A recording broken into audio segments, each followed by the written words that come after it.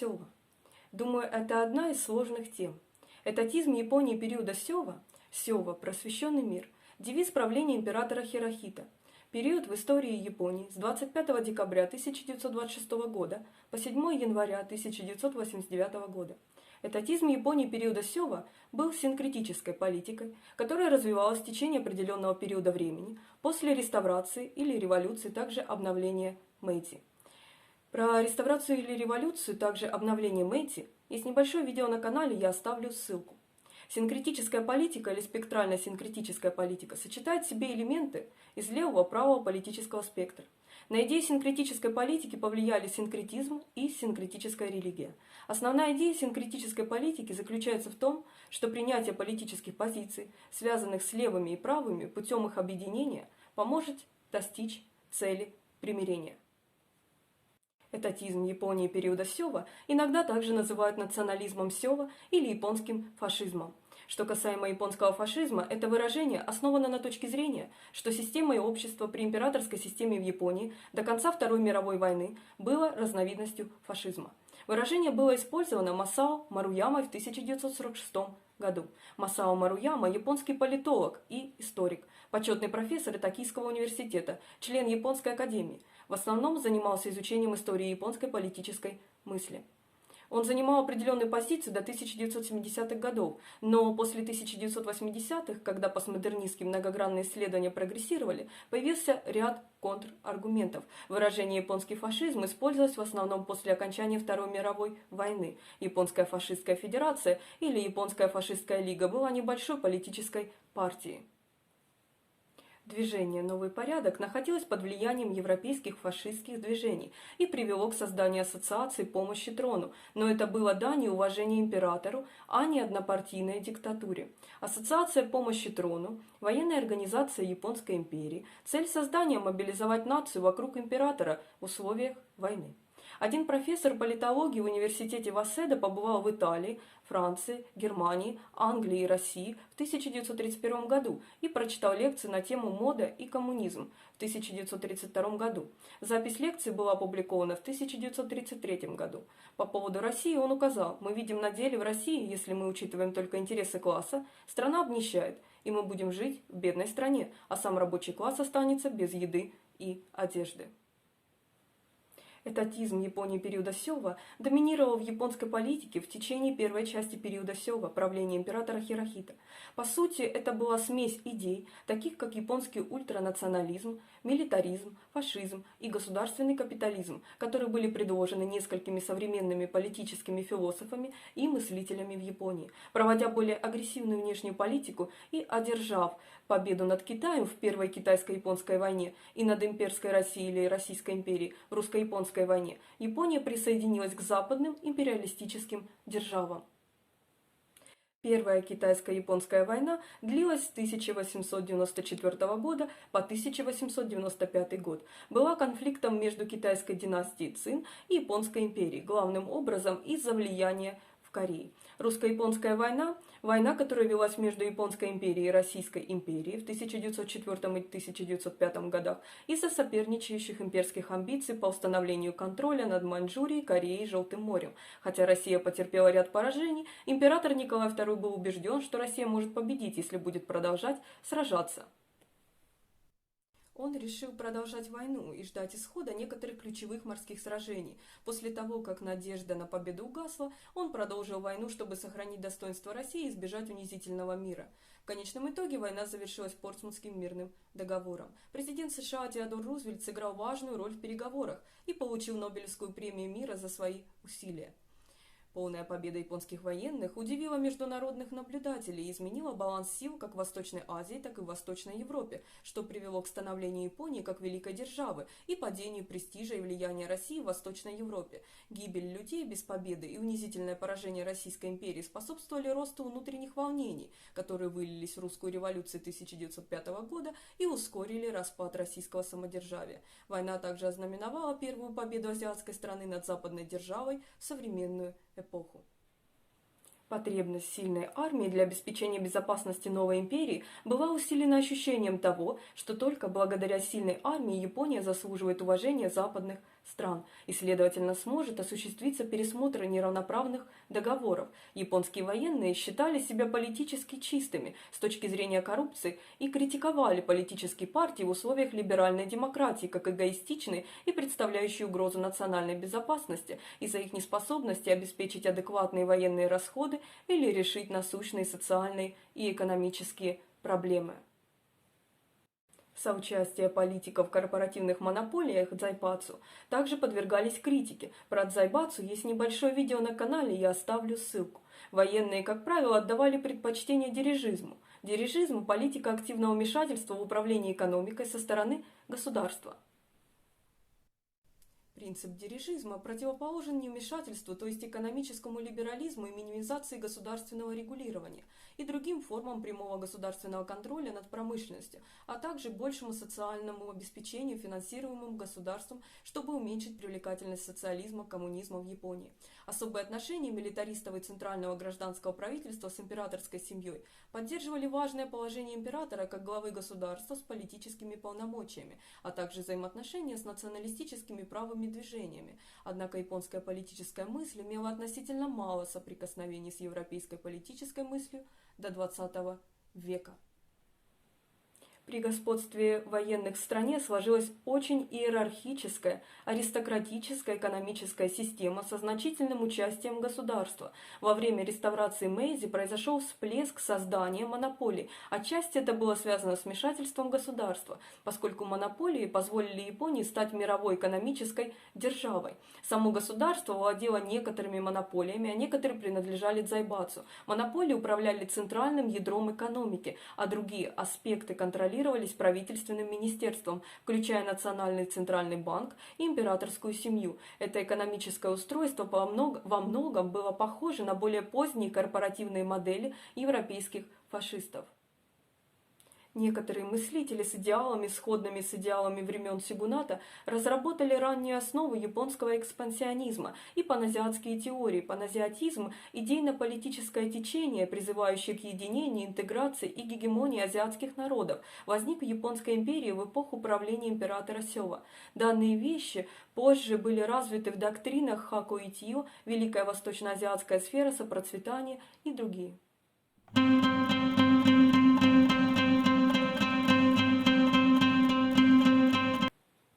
Хако Итио – 8 уголков мира под одной крышей. Это японский политический лозунг, обозначающий божественное право Японской империи объединить 8 уголков мира. Этот лозунг лег в основу идеологии Японской империи, ставшей популярным во время Второй Японо-Китайской войны и Второй мировой войны.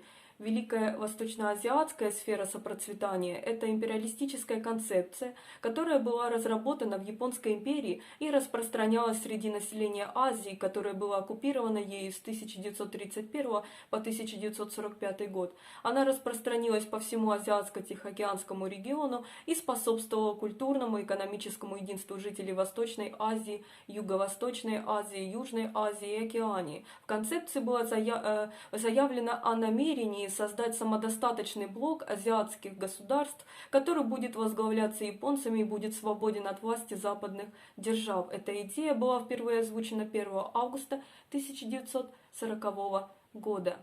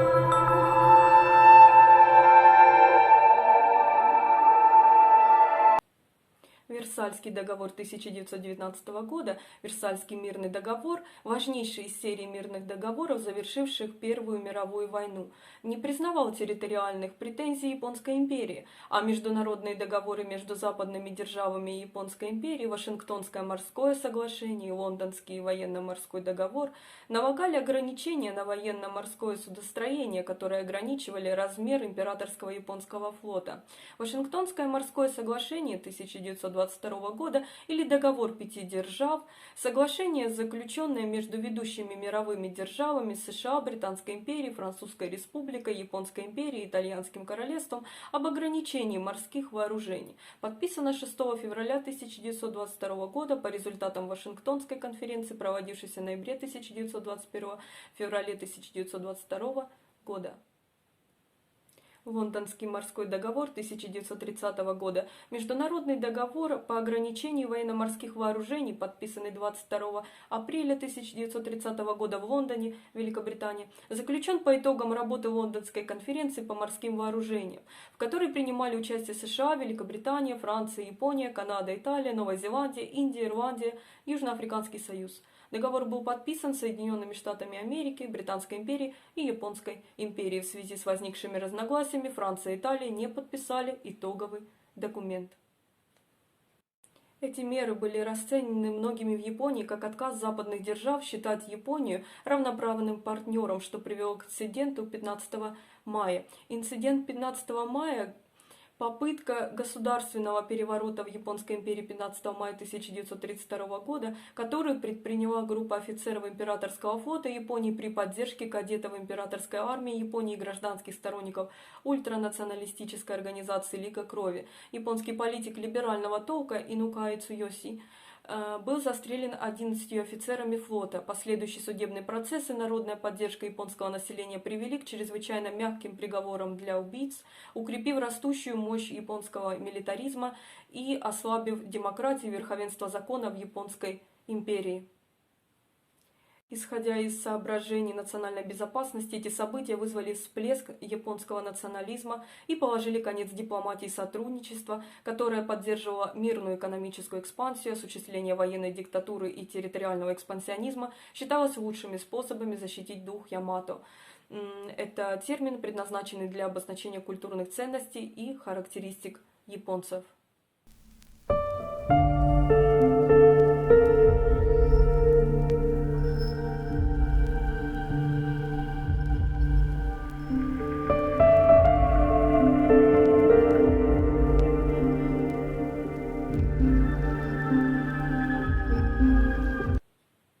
В начале 1930-х годов Министерство внутренних дел начало арестовывать политических диссидентов левого толка, как правило, для того, чтобы добиться признания и отказа от антигосударственных убеждений.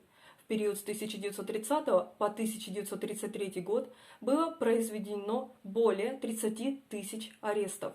В ответ большая группа писателей основала японское отделение Международного народного фронта против фашизма и опубликовала статьи в крупных литературных журналах, предупреждающие об опасностях этатизма. Их периодическое издание «Народная библиотека» разошлось тиражом более 5000 экземпляров и было широко читаемо в литературных кругах, но в конечном итоге подверглось цензуре, а затем было ликвидировано в январе 1938 года.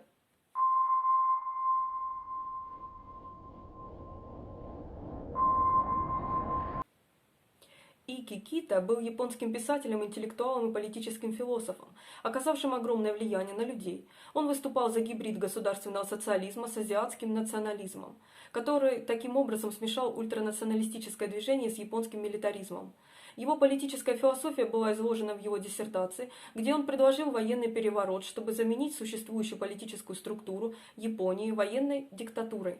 Новое военное руководство отменит Конституцию Мэйдзи, запретит политические партии, заменит парламент Японии собранием, свободным от коррупции, и национализирует основные отрасли промышленности. Кита также предусматривал строгие ограничения, связанные с частной собственностью, имуществом и земельную реформу для улучшения положения фермеров-арендаторов. Укрепившись таким образом внутренне, Япония могла бы затем начать крестовый поход, чтобы освободить всю Азию от западного империализма. Хотя его работы были запрещены правительством почти сразу после публикации, тираж был широко распространен, и его диссертация оказалась популярной не только среди молодых офицеров, взволнованных перспективами военного правления японского экспансионизма, но и среди других популистских движений.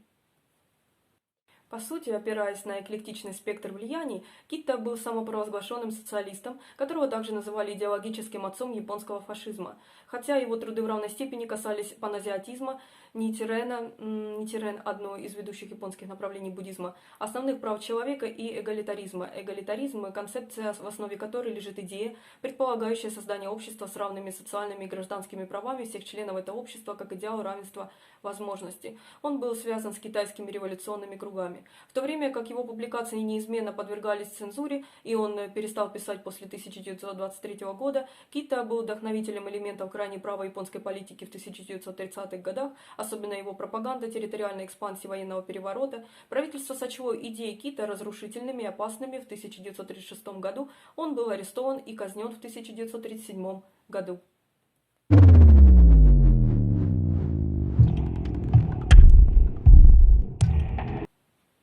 Сюмэй Окава был политическим философом правого толка, активным участником многочисленных японских националистических обществ в 1920-х годах. В 1926 году он опубликовал книгу «Япония и путь японцев». Это помогло популяризировать концепцию неизбежности столкновения цивилизаций, столкновения между Японией и Западом. В политическом плане его теории основывались на работах Ики Китта, но далее подчеркивалось, что Японии необходимо вернуться к своим традиционным обычаям, в общем, Какутай, тело нации, идеологический конструкт, комплекс идей, слагающих национальную идентичность японцев, чтобы пережить растущую социальную напряженность, созданную индустриализацией и иностранными культурными влияниями.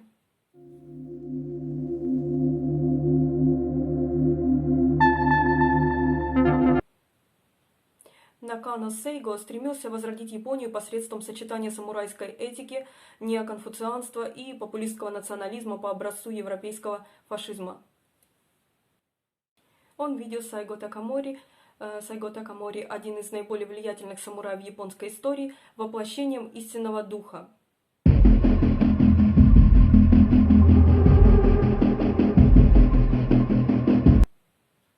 В 1920-х и 1930-х годах сторонники японского этатизма использовали лозунг «восстановление сёва», который подразумевал, что для замены существующего политического порядка, в котором доминируют коррумпированные политики и капиталисты, необходима новая резолюция, которая в их глазах будет соответствовать первоначальным целям, то есть прямому императорскому правлению через военных посредников.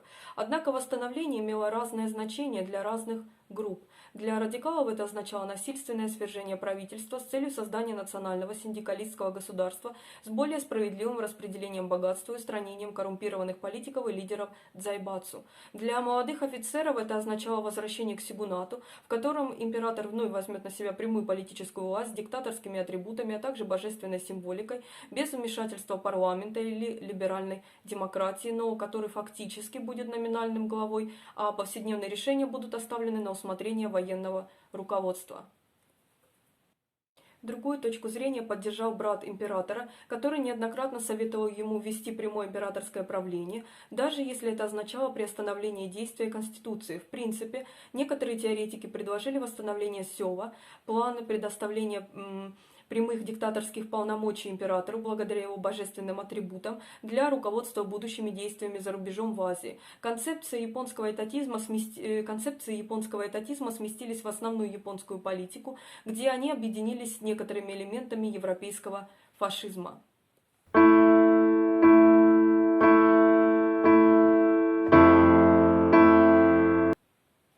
Раннему этатизму сёва иногда присваивают понятие фашизм. Когда авторитарные инструменты государства были введены в действие в ранний период сёва, они использовались для защиты верховенства закона в соответствии с Конституцией Мэйдзи от предполагаемых врагов. Некоторые идеологи предлагали однопартийную диктатуру, основанную на популизме по образцу европейских фашистских движений.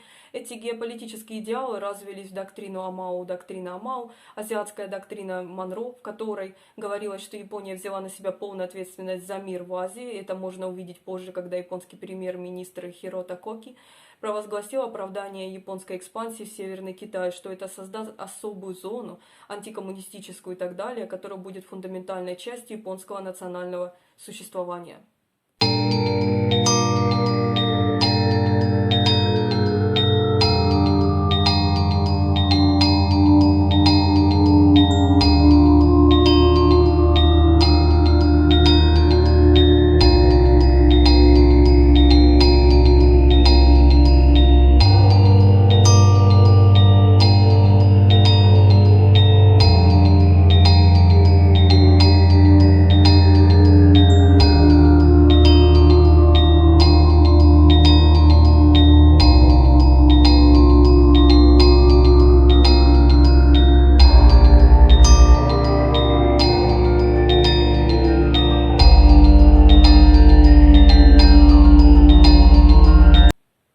Эти вещи проявлялись в том, что утверждалась уникальность японского народа, что у них есть лидер с духовным происхождением, студентам преподавали, что они должны ставить нацию выше себя и что они являются частью государства, а не отделены от него.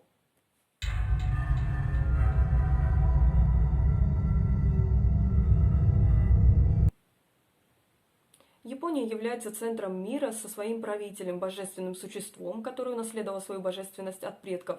Ками держат Японию под своей особой защитой. Эти атрибуты являются основополагающими для Японии, дают ей божественную миссию объединить все нации под одной крышей. Плюс идеей еще была концепция бусидо. Бусидо – путь воина, кодекс самурая, свод правил, рекомендаций, норм поведения истинного воина в обществе, в бою и наедине с собой, воинская философия и мораль, уходящая корнями в глубокую древность. Вера в данную концепцию плюс с сочетанием пропаганды и фанатизма приведет ко Второй китайско-японской войне 1930-х годов и Второй мировой войне.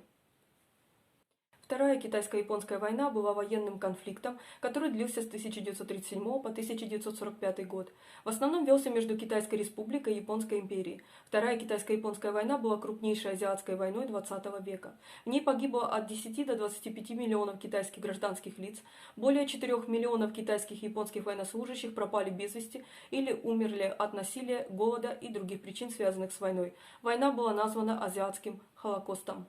Вторая мировая война была глобальной войной, длившейся с 1939 по 1945 год.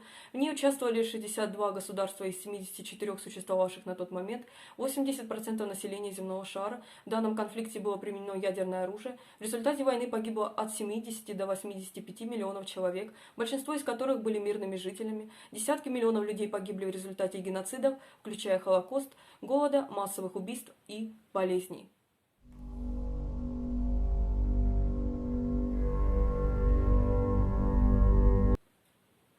В 1940 году была провозглашена новая национальная структура. Япония была превращена в государство национальной обороны. В соответствии с законом о национальной мобилизации правительству была предоставлена абсолютная власть над активами страны. Всем политическим партиям было приказано раствориться в ассоциации помощи трону, образовало однопартийное государство, основанное на тоталитарных ценностях. Такие меры, как указ о национальной службе движения за национальную и духовную мобилизацию, были призваны мобилизовать японское общество на тотальную войну против Запада.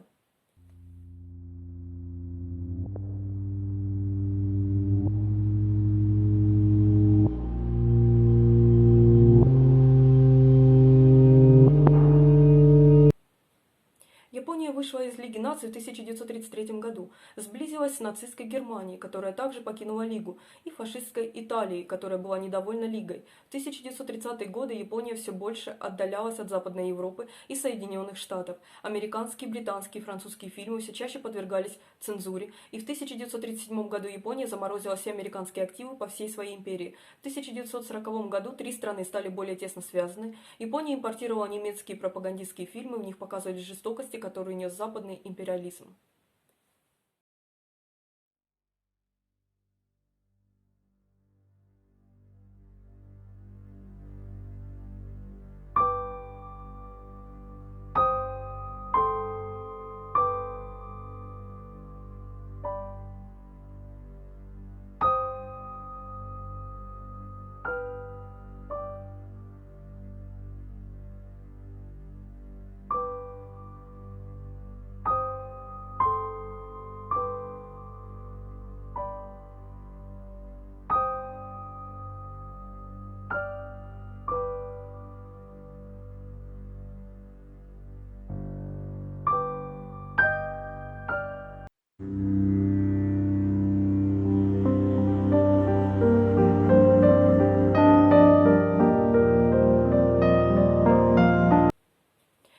Японский этатизм был дискредитирован и разрушен после капитуляции. Япония оказалась под оккупацией союзников. Некоторые из ее бывших военачальников предстали перед Токийским трибуналом за военные преступления. Государственная система образования была пересмотрена, а принципы либеральной демократии были включены в послевоенную конституцию Японии. В 1945-46 годах произошел крах государственнических идеологий. 1 января 1946 года император издал Декларацию о человеческой природе, Декларация японского императора о его человеческой небожественной природе. 1 января 1946 года император Сёва издал императорский рескрипт об устроении новой Японии и императорский рескрипт о восстановлении нации, получивший общее название Декларация о человеческой природе. Император официально отказался от ложной концепции о том, что император является божеством, однако формулировка заявления на архаичном японском вызвала недоумение. В общем, содержание этого заявления стало предметом многочисленных споров. Следовательно, многие комментаторы, такие как Джон Дауэр и Герберт Бикс, утверждали, что Хирохита не отрицал, что он является живым богом.